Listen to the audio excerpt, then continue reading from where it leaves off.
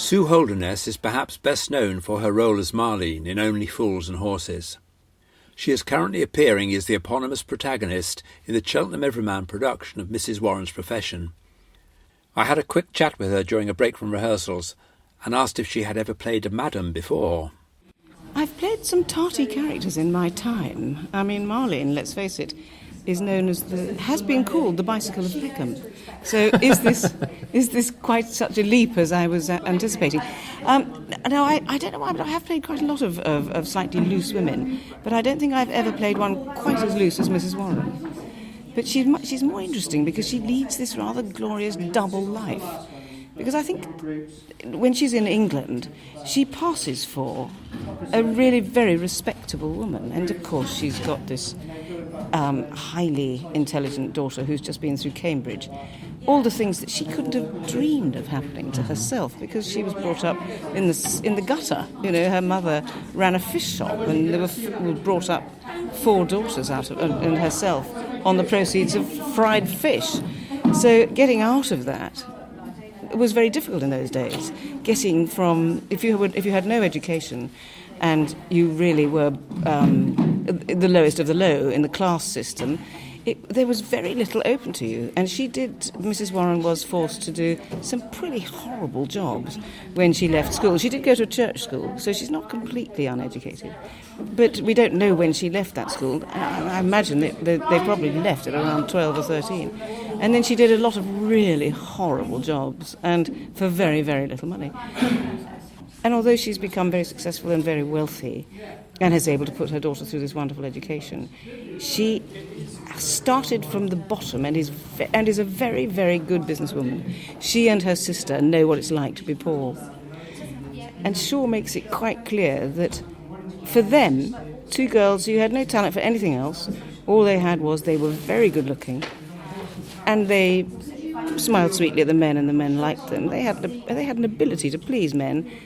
There was an obvious course for them, but they took it very seriously. And she prides herself on how they worked and they calculated and they saved, and they had self-respect. You know, if they'd been given a chance in life and had a decent education, these 2 would have been real high flyers. As it is, they're very successful at what they do, and she's got a lot of money. Do we know if Shaw had a special insight into working girls? It's very interesting, his life, because he had a lot of relationships with women, but we do know that he never... we're told, how do we know? How do you know what goes on behind a bedroom door? But it is rumoured that his marriage was not consummated, and they were together for a long time, but no sex in the marriage.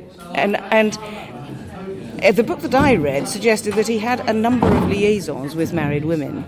Whether he had liaisons with fallen women or not, we don't know.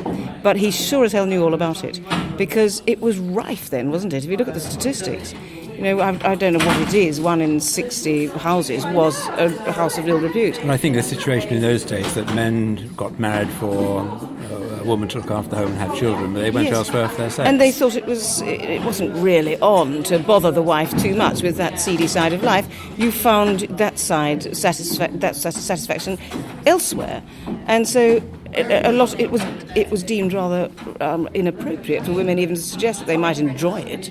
So the wife looked beautiful and was looked after, and lots of money was spent on her, but they really only had to do that beastly thing to procreate. I mean, I'm sure that wasn't true of a lot of marriages, because we all know. I mean, I talked to my parents, who were born obviously much later, but they were all up to exactly what we were up to when they were teenagers, and of course they were in the Victorian times too. Sex was not invented in 1963. No, and we all think that it probably was, but it wasn't. And I'm sure that in those days too, a lot of people were, snogging behind the bicycle sheds and doing much, much worse things.